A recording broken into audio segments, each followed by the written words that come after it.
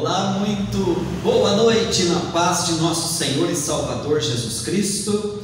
Eu sou Denilson Maciel e estamos aqui para dar continuidade a alguns estudos da EBD, da Escola Bíblica Dominical, que já tem vídeos meu aí no canal, né? Eu fiquei uma temporada sem gravar vídeos, sem gravar as pré-aulas para os meus amigos, alguns professores, alguns amigos que sempre pedem que a gente faça esse tipo de trabalho. Mas estamos retomando esse trabalho novamente neste ano de 2024. Quero aproveitar para agradecer o seu carinho, você que sempre está com a gente, sempre está comigo nas minhas redes sociais, principalmente aqui no YouTube. Eu já trabalhei muito com Facebook, outras mídias, mas eu também tenho um sonho, assim como muitos outros que estão aí na internet, de trabalhar também com o YouTube. Portanto, você que está aí, que acessou, está acompanhando o meu trabalho, muito obrigado, que Deus te abençoe, que Deus te guarde, obrigado mesmo, de coração. Pois bem, quero aproveitar para desejar para você um feliz ano novo, né? Feliz 2024, cheio de paz, de prosperidade e muitas bênçãos de Deus. Bom, o assunto que vamos comentar aqui é a aula da EBD, da Escola Bíblica Dominical, que tradicionalmente esse trabalho é feito todos os domingos na maioria das igrejas das Assembleias de Deus no Brasil, nos mais variados ministérios, né? Quando se fala da Assembleia de Deus, nós temos a Assembleia de Deus Ministério do Belém, Ministério de Missão, Ministério de Perus, Missão em Belém, naturalmente é a mesma denominação, mas também temos grande ministério, Assembleia de Deus de Madureira, de Perus e vários outros ministérios das Assembleias de Deus. Eu particularmente pertenço à Assembleia de Deus Aliança de Paz e, portanto, estamos aqui. Quero aproveitar e mandar um abraço ao meu pastor presidente, pastor Aparecido Araújo, a sua esposa, nossa querida irmã Iracema, e a todos os pastores da Assembleia de Deus Aliança de Paz, que tem a sua sede em Indaiatuba. Pois bem, 2024, tudo novo, tudo começando aí com novidades, e nós estamos começando o primeiro trimestre de 2024 com esta temática: o corpo de Cristo. O corpo de Cristo, origem, natureza e vocação da igreja no mundo. Este é o tema e subtema dos primeiros 3 meses que nós vamos estar estudando na Escola Bíblica Dominical. Muito interessante. Eu estou gravando esse vídeo aqui, mas eu não estou sozinho na sala de aula, né? Então tenho também aqui uma plateia que estão aqui conosco acompanhando, por isso que eventualmente você vai ver que eu olho para a câmera, mas também olho para eles aqui para que essa participação seja bastante interessante. Bom, vamos lá então. O trimestre, como eu disse, como já mostrei aí na capa do livro, esse livro ele é produzido pela CPAD, a Casa Publicadora das Assembleias de Deus. Temos a revista, né? A revista, e ela, acompanhado da revista, o livro. Esse livro, na verdade, é um livro de apoio, principalmente aos professores que ministram aula. O livro tem mais argumento, né, para você se inteirar mais com relação às aulas. O corpo de Cristo, origem, natureza e vocação da igreja no mundo. Portanto, mês de janeiro, mês de fevereiro e mês de março, vamos estar trabalhando esse tema com 13 lições, né? 13 lições. Você pega a sua revista, você vai ver que nós vamos ter aqui no sumário já as 13 lições, cada domingo, portanto, uma lição. Hoje eu vou abordar aqui em poucos minutos sobre a origem da igreja. Então nós começamos a falar sobre a origem da igreja, mas também vamos falar sobre os próximas oportunidades, né? Imagens bíblicas da igreja, natureza da igreja, a missão da igreja de Cristo, igreja como organismo e organização, o ministério da igreja, a disciplina da igreja, o batismo, a primeira ordenança da igreja, a ceia do Senhor, a segunda ordenança da igreja, o culto da igreja cristã. Vai ser muito interessante essa aula. O poder de Deus na missão da igreja. Veja, então são 13 lições que nós vamos abordar. O comentarista deste material, tanto da revista como do livro, é o pastor José Gonçalves, da cidade, aliás, lá do Piauí, né? Me parece que o nome da cidade é Água Branca, né? A cidade do pastor José Gonçalves, perfeitamente. Ele é pastor presidente da Assembleia de Deus em Água Branca, Piauí. Pastor José Gonçalves é um homem bastante conceituado, e eu particularmente gosto dos seus escritos, das suas abordagens. Então vai ser um momento enriquecedor que nós vamos passar aqui estudando a palavra de Deus. Então não desmoreça, não desanime, vamos juntos nessa jornada que só está começando a partir de agora. E aí, ficou comigo até aí? Ficou? Pelo menos até agora, né? Então você está comigo. Curta o vídeo, compartilhe, deixa um comentário e vamos juntos. Pois bem, a aula da Escola Bíblica Dominical, feito aí as considerações iniciais, nós temos normalmente nós temos o título, né? Temos o título da lição. Portanto, eu estou aqui trabalhando com a primeira, e a primeira lição é a origem da igreja.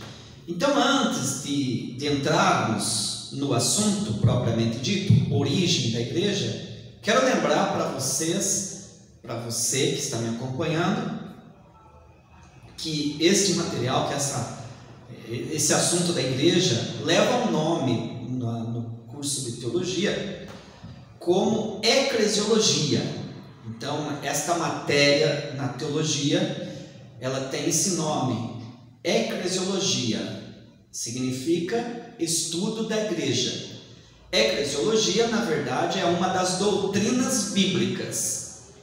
Na teologia, quando você está estudando teologia, nós temos uma organização de matérias ou classificações de matéria para ser mais interessante o aprendizado, uma forma didática. Nós temos o que é conhecido de teologia sistemática. Então você pode chamar de teologia sistemática, como você também pode chamar de doutrinas bíblicas. Já teve gente que confundiu doutrinas bíblicas com costume da igreja, ou costume denominacional. Não tem nada a ver uma coisa com a outra. Claro que se você for estudar sobre as doutrinas, então existe doutrina de Deus, doutrina do homem, e lá em Timóteo fala que existe também a doutrina de demônios. Bom, não é esse o nosso assunto aqui. Mas o que eu quero que fique claro é que quando você fala de doutrina bíblica, você está falando de teologia sistemática. Ou seja, é o que a irmã que está aqui conosco, eu vou evitar de citar os nomes, né? Pelo menos por enquanto. Que eu sempre falo, e elas também acreditam no que o pastor Denilson fala aqui. Nosso negócio é Bíblia pura, sem mistura. Então basicamente é isso, né? Quando se fala de teologia sistemática ou doutrinas bíblicas, é a Bíblia falando da Bíblia mesmo, é a Bíblia explicando a Bíblia, é mais ou menos isso. É de suma importância. Então, que assunto, né? Eclesiologia é o nosso assunto, e ele trabalha especificamente com a igreja. Aí você de repente pode até me perguntar, você falou de doutrinas, e quais as demais?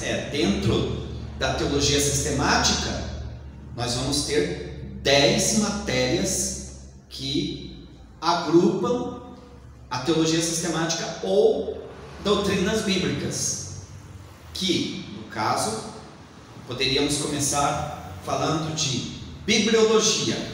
Tivemos algumas aulas falando disso, né? Bibliologia é uma das matérias da teologia sistemática, o estudo da Bíblia, como que a Bíblia chegou até nós, como que ela foi estruturada, a inspiração da Bíblia e daí por diante. Nós temos na teologia sistemática, teontologia, que é a doutrina de Deus propriamente dito, teologia propriamente dito, né? Teontologia estuda o Pai, o Filho e o Espírito Santo, ou seja, estuda a Trindade, né? Esse assunto muito interessante. Temos Cristologia, que estuda sobre a pessoa de Jesus Cristo, Jesus como humano, Jesus como divino, o sofrimento de Jesus, o poder de Jesus, a missão e daí por diante. Temos a pneumatologia, que é a doutrina do Espírito Santo. Temos também a antropologia, doutrina do homem. Temos a soteriologia, doutrina da salvação. Temos a martiologia, que é a doutrina do pecado. E temos a eclesiologia, que é a doutrina da igreja. Temos também angelologia, que é a doutrina dos anjos. E finalmente nós temos a escatologia, que é a doutrina das últimas coisas. Maravilha? Então tá aí, são 10 matérias da teologia sistemática. Nós aqui, nessas 13 aulas, nessa sequência de 13 aulas, vamos trabalhar com a eclesiologia. Vamos trabalhar com uma das matérias. Tudo bem? Para tanto, eu quero convidar você, se você está aí comigo, abra sua Bíblia, se você está de posse da sua Bíblia, se não está, apanhe a Bíblia, pega a Bíblia aí. Pode pegar a Bíblia impressa, né, como essa que eu tenho aqui. Tem a Bíblia no celular, enfim, fique à vontade.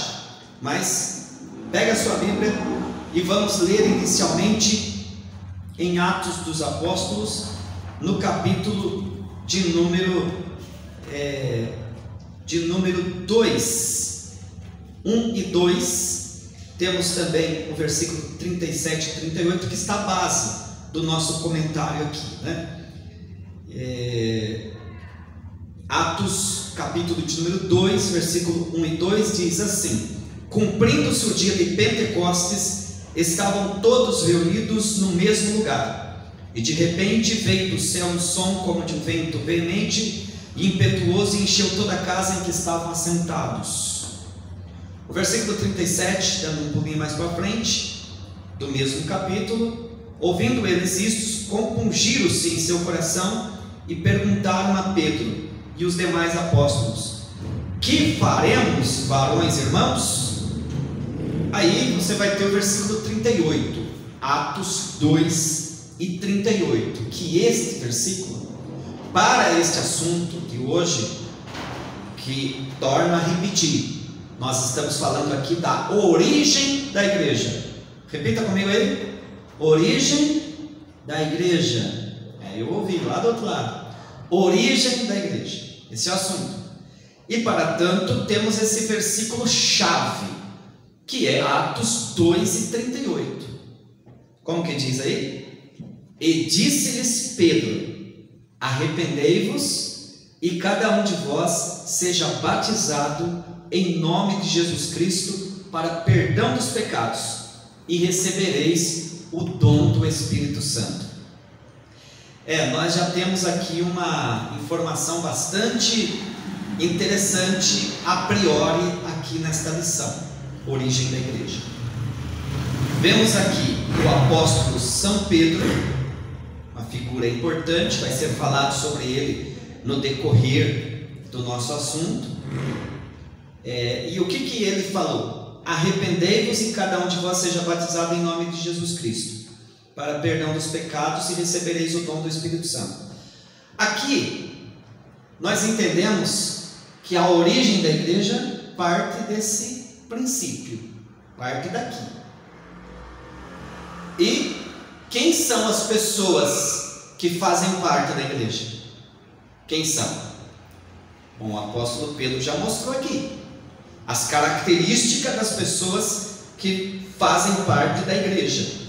São aqueles que se arrependem dos seus pecados.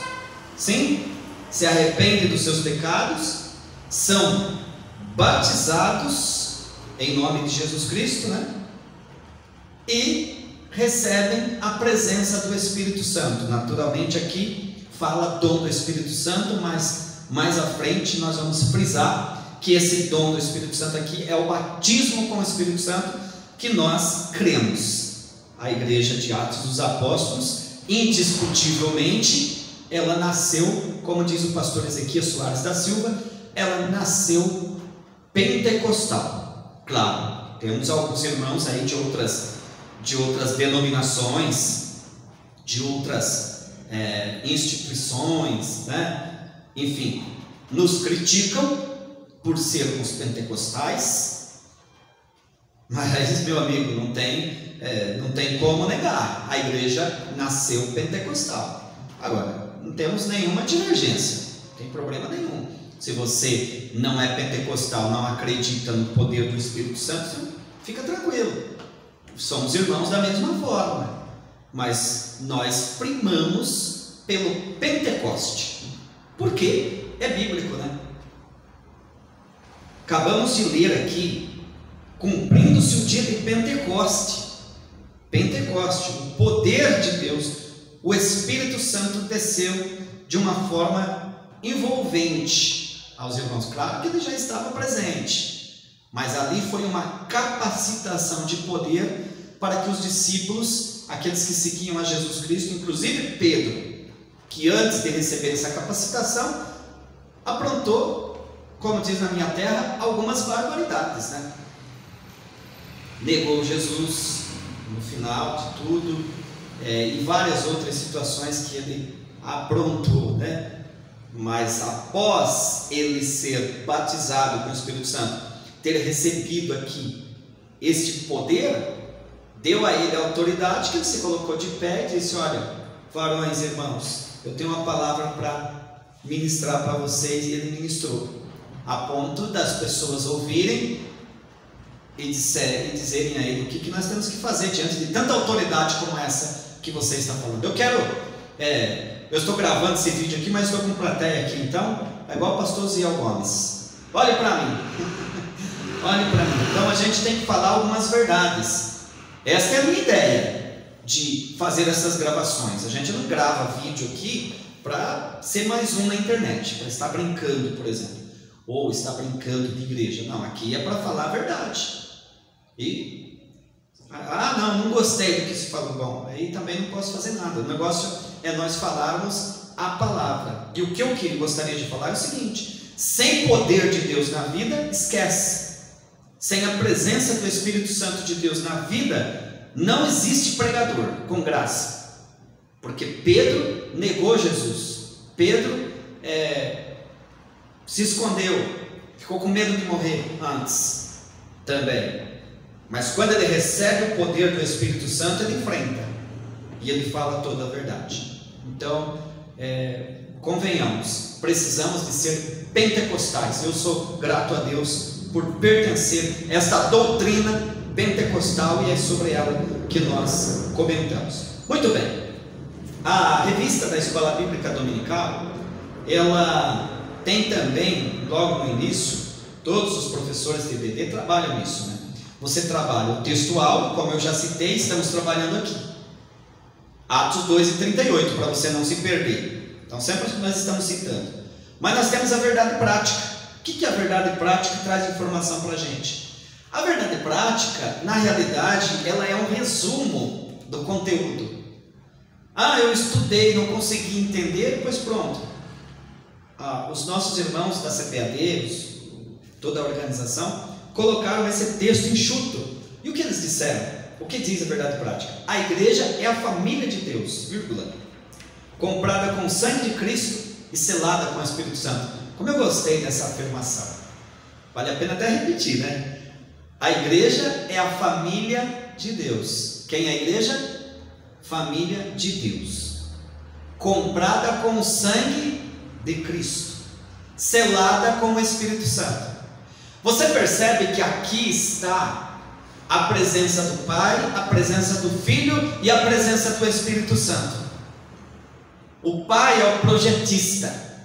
O Pai é aquele que é o Pai de todos, que desenvolve o projeto e depois no futuro vai ter a execução deste projeto. Igreja, E essa execução é através do sangue de Jesus Cristo. Logo, sem o sangue de Jesus não tem salvação. Sem sangue de Jesus não existiria a igreja. Sem o sangue de Jesus, as pessoas não são inseridas nesse corpo de Cristo. O corpo de Cristo. Então a pessoa precisa ser lavada pelo sangue de Cristo. Costumamos dizer que Jesus não morreu na cruz para simplesmente ser lembrado eventualmente. Passamos aí recentemente o Natal, o pessoal lembra e tal de Jesus, aquela coisa toda, fazem festa, mas não sei se leva tanto a sério. Possivelmente não, né? Senão lotaria as igrejas. Mais na frente nós teremos a Páscoa. As pessoas lembram da morte de Jesus como um espetáculo. Mas, meu amigo, a morte de Jesus foi para lavar os nossos pecados, ou seja, daqueles que creem, daqueles que se arrependem. Como diz o texto áureo, você está acompanhando o texto áureo aí? Atos 2:38. O que Pedro disse? Arrependei-vos.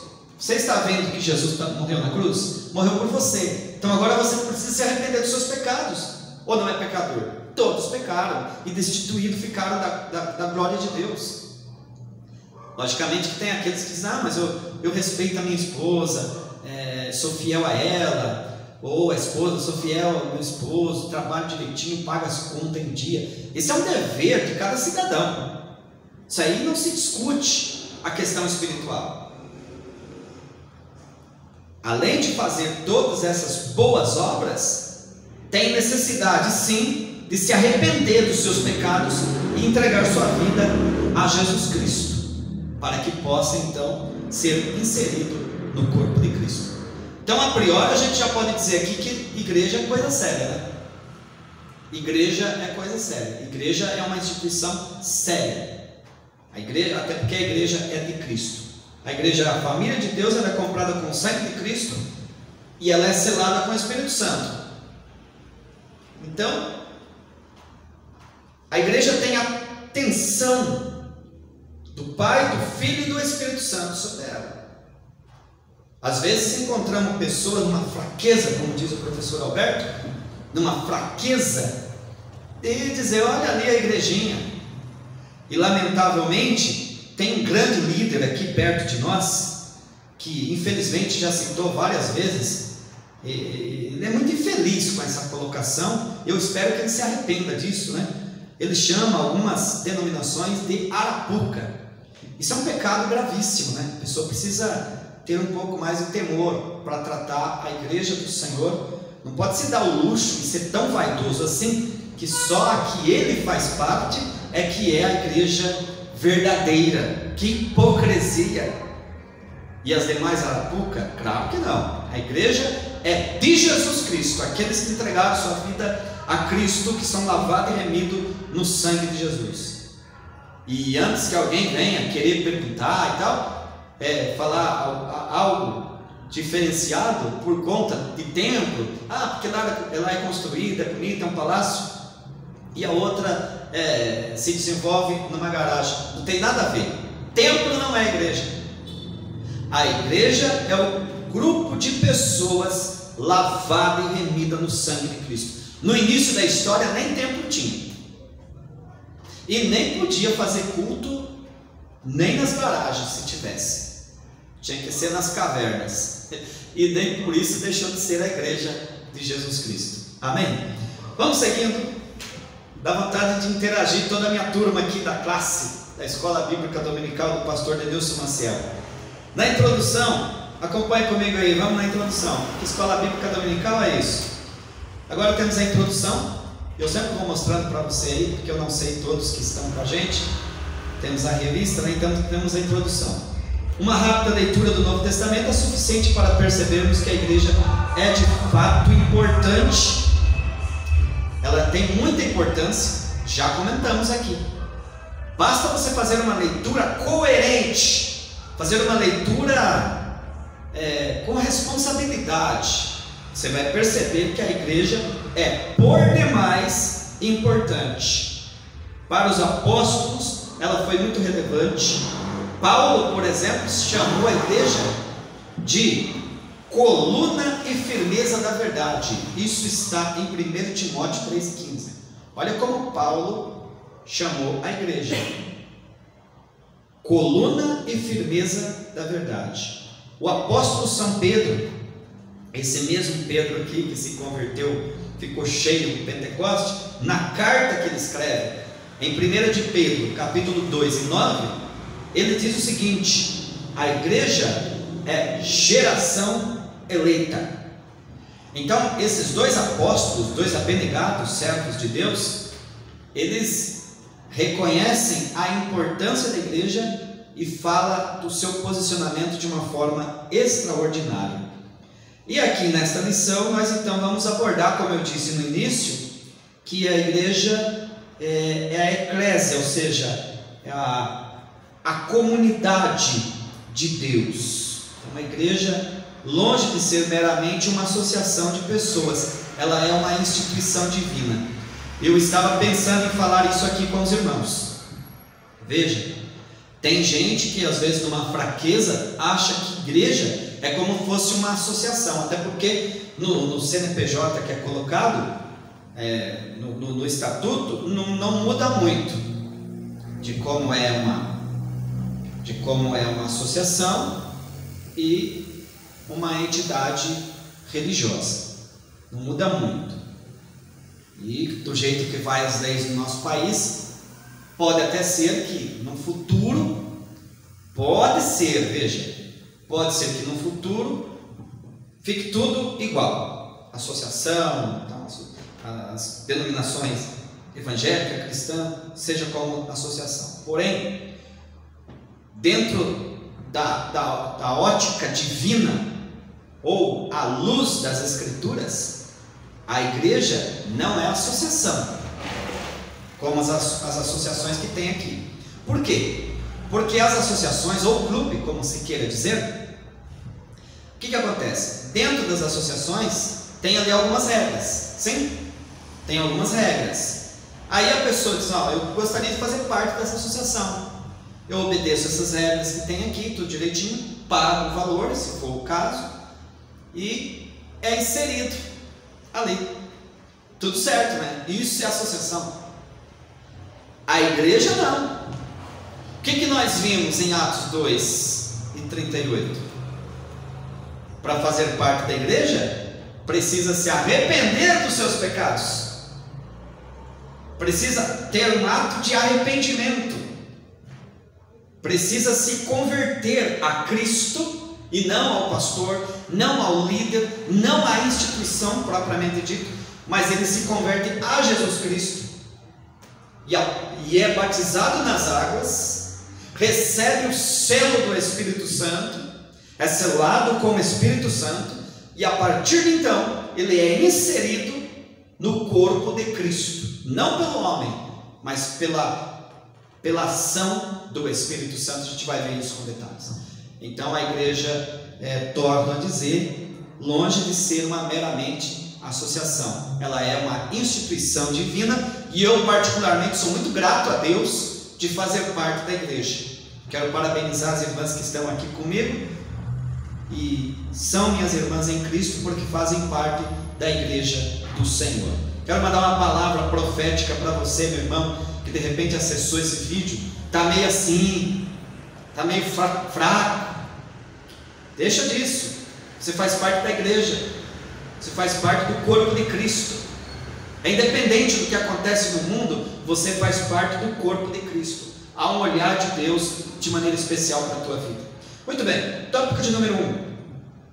O povo de Deus na Bíblia e na história. Bom, então é o seguinte, vamos organizar nossas ideias, que é o que eu gosto de falar. Qual que é o título da nossa aula? O que nós estamos trabalhando aqui? Origem da igreja, né? Então a nossa aula de hoje, nós estamos falando sobre a origem da igreja. Durante os 3 meses nós só vamos falar da igreja, mas hoje é a origem da igreja. E para falar da origem da igreja, o pastor dividiu aqui em tópicos. Nós temos 3 tópicos. No primeiro tópico, ele então vai nos chamar a atenção para a gente dar uma olhadinha com relação ao povo de Deus na Bíblia e na história. nós vamos separar as coisas. Então a gente vai olhar o povo de Deus na Bíblia, como vem sendo escrito, desde o Gênesis até o Apocalipse, e na história. No segundo tópico, nós vamos abordar e vamos entender então a igreja como criação divina. E no terceiro tópico, para fechar, a gente vai trabalhar a igreja e vamos acabar de compreender que a igreja é uma comunidade dos salvos. Mas não sei se você percebeu, eu já falei isso. Então, se eu parasse a aula por aqui, estava tudo certo. E se de repente você também parar de assistir um vídeo aqui, você também não vai poder dizer que não entendeu o que é a igreja. Ah, eu não vou continuar ouvindo o Denilson. Tranquilo, eu gostaria que você ficasse até o final. Mas eu já mostrei que a igreja é comunidade dos salvos, que é projeto de Deus, tá? Mas agora a gente vai dar uma olhadinha para o Antigo Testamento. Falar do Antigo Testamento é interessante você pensar que a Bíblia, pelo menos a Bíblia dos protestantes, dos evangélicos, nós temos 66 livros. 39 livros estão no Antigo Testamento, a Antiga Aliança, e 27 livros nós temos no Novo Testamento. Então o Antigo Testamento ele trabalha com o povo de Israel. O povo de Israel é o povo escolhido por Deus para abençoar o mundo, mas não é a igreja. Então, isso é bom que fique bem claro, né? O conteúdo escriturístico, o conteúdo bíblico do Gênesis ao Apocalipse, a gente enxerga três povos. A gente enxerga o povo gentio, a gente enxerga o povo judeu, que é o povo de Israel, e a gente enxerga a igreja. Inicialmente, todos são gentios. De Gênesis, desde o capítulo 1 até o capítulo de número 12 do Gênesis, é o povo gentio, quer dizer, um povo, a raça humana que Deus criou. Só que Deus é organizado. No capítulo 12 do Gênesis, Deus agora escolhe, a partir de Abraão, ele funde, ele, projeta um grande povo, que é o povo de Israel. Agora é bom que você diga que do povo de Israel vai vir depois Jesus Cristo, nosso Salvador, para de fato fundar a igreja. Com isso a gente pode dizer que a igreja, conforme Efésios 1 e 4, cadê o rapaz aqui para colocar o versículo, né? Conforme diz Efésios 1 e 4, vamos conferir? Efésios 1 e 4, o que a palavra de Deus fala em Efésios 1 e 4?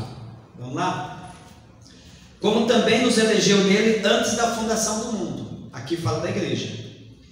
Como também nos elegeu nele antes da fundação do mundo, para que fôssemos santos e irrepreensíveis diante dele em caridade. Veja, a igreja, ela é criada antes da fundação do mundo.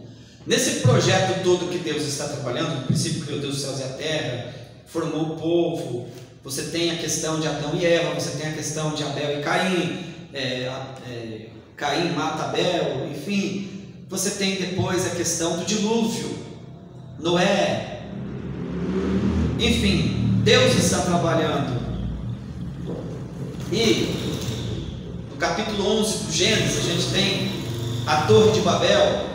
Deus espalhou o povo, porque estavam exaltados, orgulhosos. E no capítulo de número 12, Deus chama Abraão. Ou seja, Deus nunca perdeu o controle daquilo que ele desenvolveu. O projeto que ele estabeleceu, ele nunca perdeu o controle. No culto que tivemos aqui na igreja, o irmão estava falando sobre projetos, sobre planos, sobre metas. É bíblico, planejamento. Deus projetou a igreja, a gente está vendo aqui. Mas para isso ele vem trabalhando de forma diferenciada. E inicialmente a gente vê o povo de Israel. O povo de Israel na íntegra. E eu tenho que trabalhar organizando as ideias, porque eu não sei onde vai parar meu vídeo, né? De repente vai parar aí com os teólogos que vão me questionar depois. Eu disse que Efésios 1 e 4 fala da igreja. Deus, a igreja, como diz o texto lá, como também nos elegeu nele antes da fundação do mundo. A igreja é eleita antes da fundação do mundo. E é por isso que a gente pode muito bem dizer que a igreja foi criada como projeto na presciência de Deus. Certo? Foi criado na presciência de Deus, mas não foi executado. Que para que houvesse a execução do projeto, é com a vinda de Jesus Cristo. Que isso está em Gálatas capítulo 4 e verso 4. Vamos conferir? Vamos ver? Gálatas capítulo de número 4 e verso 4. Mas vindo a plenitude dos tempos, Deus enviou seu Filho, nascido de mulher, nascido sob a lei. Então, na plenitude dos tempos veio Jesus Cristo, aonde, como eu disse, ele vai cumprir a lei, morre na cruz, com seu sangue, ele compra um povo, aleluias, ele compra um povo especial. Como está isso? Me parece que é em Apocalipse capítulo 5 e verso 9.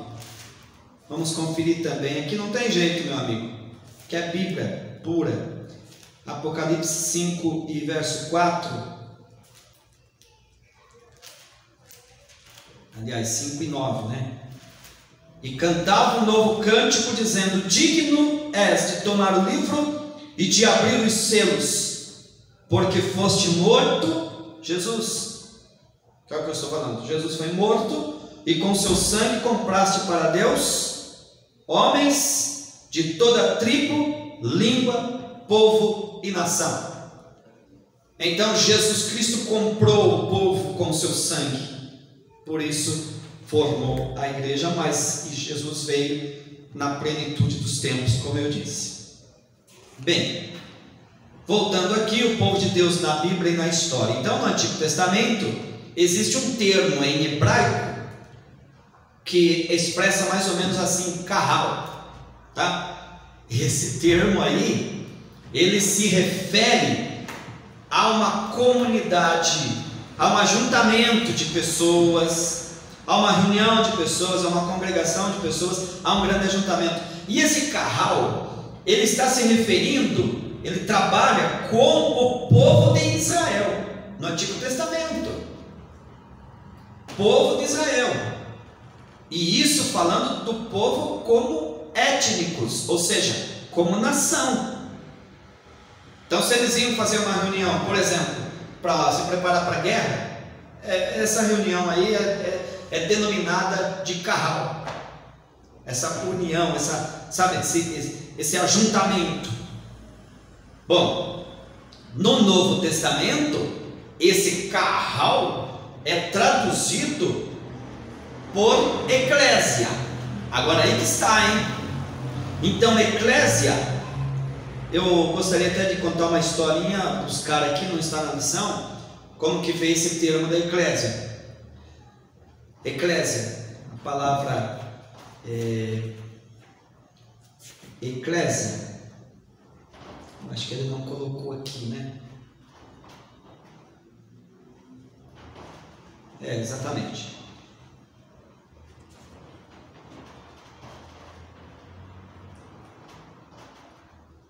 Eclésia, fora. Eclésia, chamados. Então, chamados para fora. Certo? Então, eclésia significa chamados para fora. Na cidade da Grécia Antiga, antes de Jesus vir, nas cidades da Grécia Antiga, então tinha como se fosse aquela espécie de presidente de bairros, por exemplo, ou aquelas pequenos vilarejos, pequenas casas, e eventualmente precisava chamar esse pessoal como se fosse um condomínio. Dentro do condomínio tem um síndico, eventualmente ele faz lá uma convocação para que as pessoas saiam dos seus apartamentos e vão todos lá no salão de festa, em algum local, para que ali seja tratado de assuntos de seus interesses. Então, na cidade da Grécia Antiga era feito isso. Se tocava uma trombeta, tinha um toque lá especial, as pessoas saíam das suas casas e iam lá para a praça, para um coreto, alguma coisa do tipo, e ali era tratado do assunto. Ou seja, eles saíam para fora das suas casas e formavam uma assembleia. Então o termo eclésia significa tirados para fora e uma conexãozinha com a palavra assembleia ou congregação. Então aquele ajuntamento de pessoas ali é uma congregação. Mas está discutindo sobre um determinado assunto, a pauta, assembleia, tirados para fora. E Jesus disse: esta é a minha eclésia, a igreja. Então, a primeira vez que é usado no Novo Testamento essa palavra eclésia, que traduzindo para o português, que é a igreja, está em Mateus capítulo de número 16 e o versículo de número 18. Vamos conferir? Mateus capítulo de número 16 e 18. Jesus disse: pois também eu te digo que tu és Pedro, e sobre esta pedra edificarei a minha igreja. Então aqui Jesus usou o termo igreja, ou no grego eclésia, minha eclésia. Então foi Jesus que usou em primeiro lugar. Mas só que o que o autor aqui da lição nos recomenda, só pelo fato de ele escrever, por isso que eu falei, o pastor José Gonçalves é extraordinário. Então ele quis mostrar que no Antigo Testamento é carral, certo? O termo hebraico para o povo de Israel, independente de quais que eram as suas reuniões, era chamado de carral. E tem um outro detalhe bastante interessante: só para o povo de Israel, só a nação, carral para a nação de Israel. Igreja, a gente já viu, Apocalipse capítulo de número 5, verso 9, que Jesus comprou pessoas de todas as tribos, de todas as nações. E às vezes aparece a palavra raças, né? Inclusive está na lição. Tem um erro aqui na lição, no sentido de quem redigiu aí, né? Raças, porque não se fala mais, né? Raças. Toma cuidado, hein? Aquela raça de pessoas daquela região, raça disso, raça daquilo. Não, raça é singular, tá? Já vamos resolver esse negócio aí. Raça humana. Então quando você fala de pessoas, de gente, é uma raça só, a raça humana. Tudo bem, mas isso não é assunto para nós se preocuparmos aqui. Só é bom tomar cuidado, né, com esses termos, principalmente, né, a raça, falar de branco, falar de pessoa de cor e tal, e aí dá aquela confusão. Então a raça humana é uma só. Muito bem, mas a verdade é que Jesus comprou povos de todas as nações, de todas as tribos, de todas as línguas, e formam a igreja. Vocês estão entendendo? Sim? O povo de Israel é um só um povo, chama carral. A igreja muda, porque a igreja é eclésia e ela fala de comunidade. Várias pessoas do mundo inteiro são inseridas na igreja. Estados Unidos, Brasil, Japão, tal, por aí vai. Tranquilo? O que mais que a gente pode comentar aqui? Então, no Novo Testamento, o termo eclésia se refere à igreja cristã. Tá, tudo bem, já falei isso daqui. Não é apenas um ajuntamento de pessoas, mas é uma assembleia de crentes regenerados por Cristo, maravilha. E no caso da igreja não é para reuniões, isso é um detalhe que deve ser trazido aqui com bastante seriedade. A igreja, todas as reuniões da igreja, ela é relacionada a culto, convenhamos também. E eu vou falar isso com muita segurança. Culto.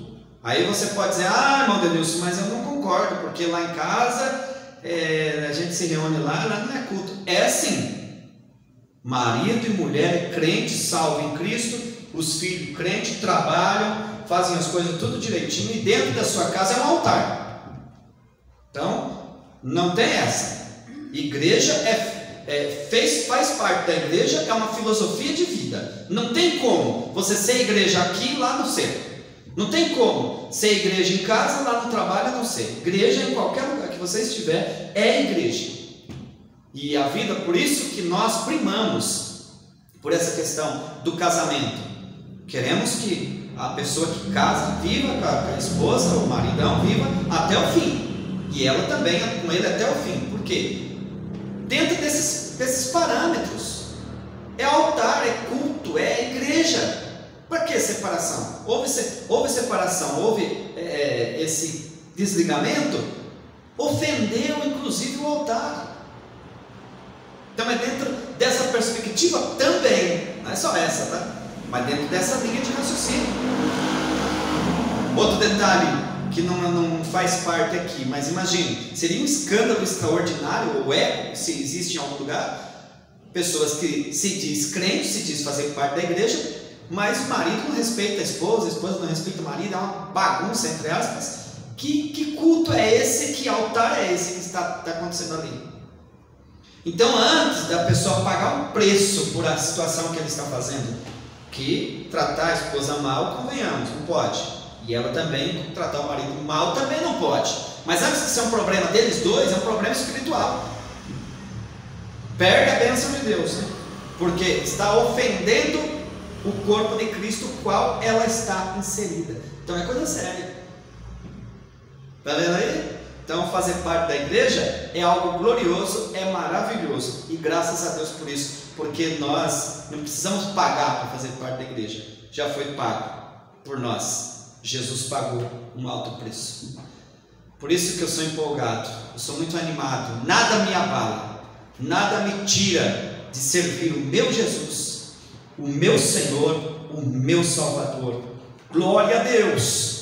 E a gente vem para a internet, bota a cara no trombone e vamos em frente. Fiquei muito desanimado há pouco tempo quando alguém disse: Denilson, os vídeos alguém vê só 10 minutinhos no máximo. E você fala 50, uma hora, hein?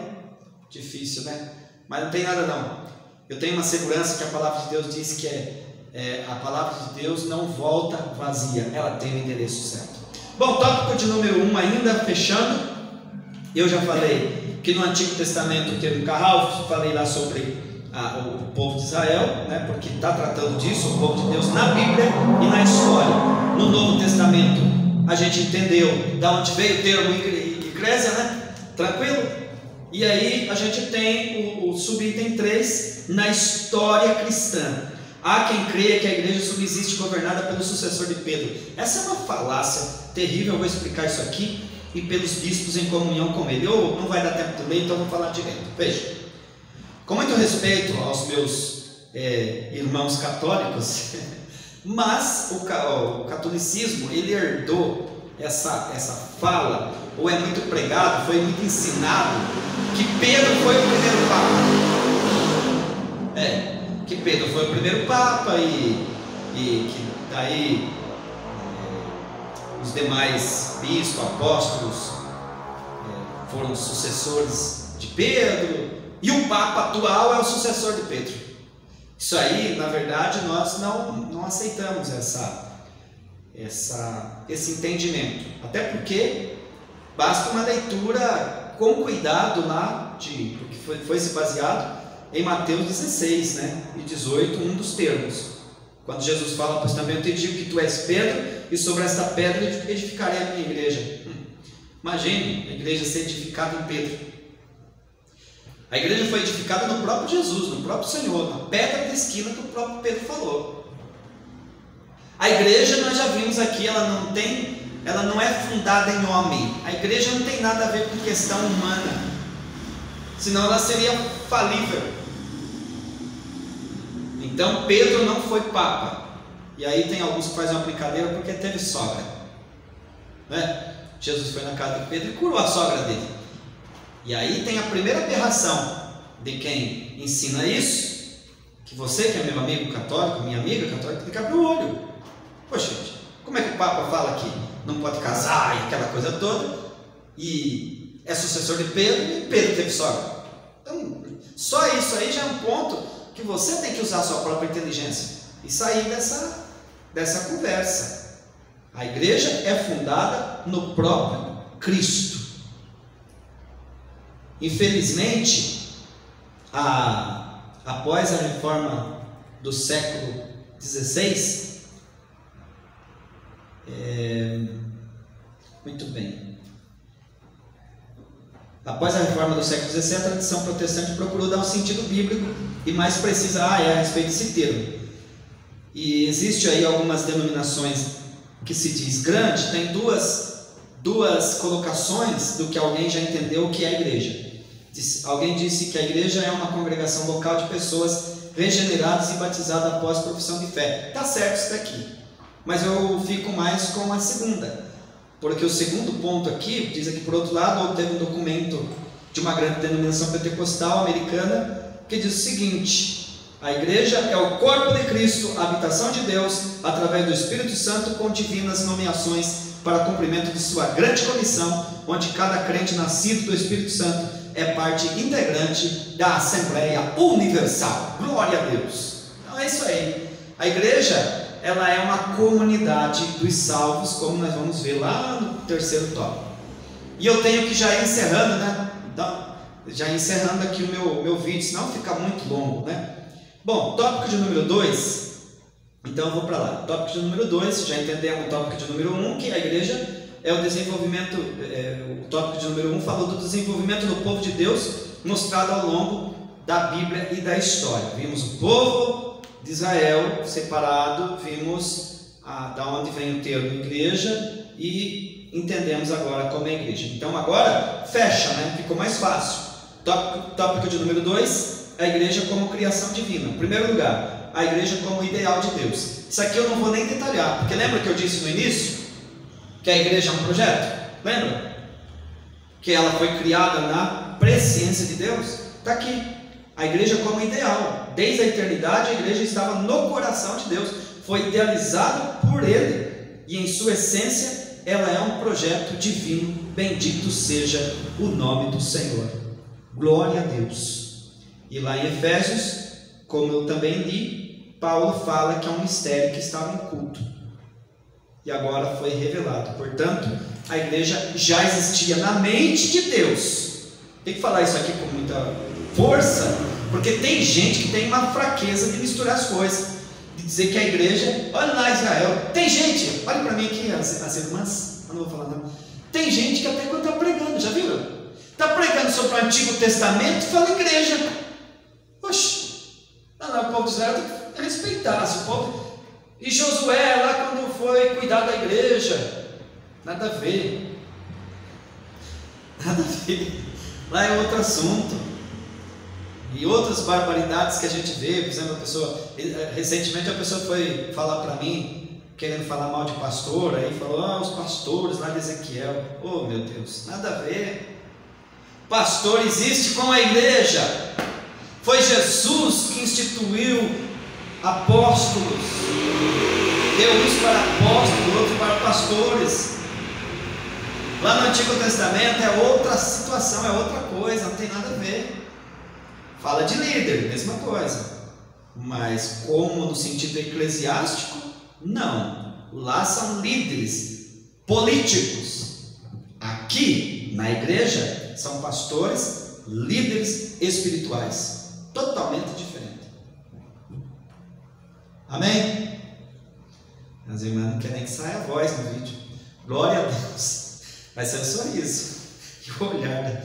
Mas eu quase não falo o nome de alguém aí. Muito bem. Então vamos ao tópico de número 2. Já falei do tópico do subitem 1, a igreja como ideal de Deus. Subitem 2, a igreja como uma realidade concreta. Minha pergunta: quando que a igreja então se tornou realidade? Quando Jesus vem e de fato morre na cruz do Calvário. Gente, olha que facinho. No Antigo Testamento, na eternidade, a igreja está na presciência de Deus. A igreja está no projeto. Ela já é criada, mas ela ainda está no projeto. Mas ela se torna concreta. Ela passa a existir de fato quando Jesus morre na cruz, ressuscita por ela. Jesus disse Pai, está consumado, nas tuas mãos eu entrego o meu espírito. Só que ela só foi fundada no Pentecoste, em Atos capítulo 2. Então você tem projeto na mente de Deus, execução na cruz e a fundação no dia de Pentecoste. É como uma empresa. Pense uma loja comigo. A mocinha ali, o rapazinho se juntaram e agora eles vão abrir uma loja. Só que antes deles abrirem a loja, eles têm um projeto. Eles seguraram dinheiro, eles guardaram dinheiro, eles fizeram uma reserva. Então eles têm já um projeto. Depois eles executaram. Eles vieram, alugaram o prédio, fizeram tudo o que tinha que ser feito e tornaram concreto aquilo. Só que a inauguração dela aconteceu quando? No dia que chamou o Denilson Maciel como locutor lá, fez a propaganda, levou as meninas do algodão doce, da pipoca, das bexigas, e alguém soltou bombinha, foguete e tal, fizeram uma festa e disse: agora está inaugurada. Assim é a igreja. Ela foi projetada, ela foi concretizada, mas ela foi inaugurada no Pentecoste. Amém? Eu quero ouvir um amém para nós ir embora. Tópico de número 3. Para fechar, a igreja como comunidade dos salvos. Agora ficou fácil, né? Agora, pelo amor de Deus, quais as características do grupo de pessoas que fazem parte da igreja? Primeiro, são aqueles que são regenerados pelo sangue de Cristo, que ele se arrepende, né? Ele se arrepende de seus pecados, se converte a Cristo, que foi o que Pedro disse: arrependei-vos e cada um seja batizado. Então, regenerados pelo sangue de Jesus. Olha para cá, o pessoal da internet. Não tem como pertencer à igreja sem ser regenerado. Essa conversa aí de que pessoas foi para a igreja, mas não mudou nada. Bebia bebida alcoólica, tomava bebida alcoólica, usava droga, estava fora, veio para a igreja e continua fazendo, não faz parte de coisa nenhuma. Tinha uma vida errada lá fora, ele faz de conta, mas ele ainda não está regenerado, não faz parte da igreja. Então, quem faz parte da igreja se arrependeu e teve uma mudança de vida, para que o Espírito Santo cele, que é o segundo ponto lá, né? Então a igreja é a comunidade dos salvos, regenerada por Cristo, e segundo, selados pelo Espírito Santo. Vocês lembram de Efésios 1 e 3? Como ouviste a palavra da verdade, tendo nele também crido, fostes selados com o Espírito Santo da promessa. E no subitem 3, para fechar, isso daqui, gostaria que as pessoas tivessem ficado comigo até o final, para entender isso, porque aqui fala do batismo de Cristo e o batismo do Espírito. Aí, facinho de alguém não entender. Pelo amor de Deus, olhe para mim aqui, ó. Chega a câmera aqui, bem pertinho. Não se escandaliza, tá? E talvez é a primeira vez que você vai ouvir falar disso aqui. Na igreja, para fazer parte da igreja, você vai se deparar com 3 batismos. Eu disse 3 batismos. O batismo nas águas, para ser inserido no corpo de Cristo. Você foi batizado. Só que espiritualmente, quem que está inserindo as pessoas no corpo de Cristo? Quem? O próprio Espírito Santo, não é? Nesse caso, o Espírito está batizando. E aí, tem um versículo que a gente precisa ler para provar isso, né? 1 Coríntios 12, 13. É o último da noite. 1 Coríntios 12 e 13. Veja lá. E marque aí na sua Bíblia, porque senão, misericórdia, o pastor Denilson falou sobre 3 batismos. Tá aí, ó. 1 Coríntios 12, 13. Pois todos nós fomos batizados em um Espírito, tá vendo? Formando um corpo, quer judeu, quer gregos, quer servos, quer livres, e todos temos bebido de um Espírito. Aqui está o batismo do Espírito Santo, e não o batismo com o Espírito Santo, que é diferente. Parece confusão? Aqui é batismo do Espírito Santo, ou seja, o Espírito Santo está inserindo a pessoa no corpo de Cristo. Aleluia! Agora, depois que a pessoa está inserida, aí aqui dentro, Jesus pode batizar você com o Espírito Santo. Olhe para minhas irmãs.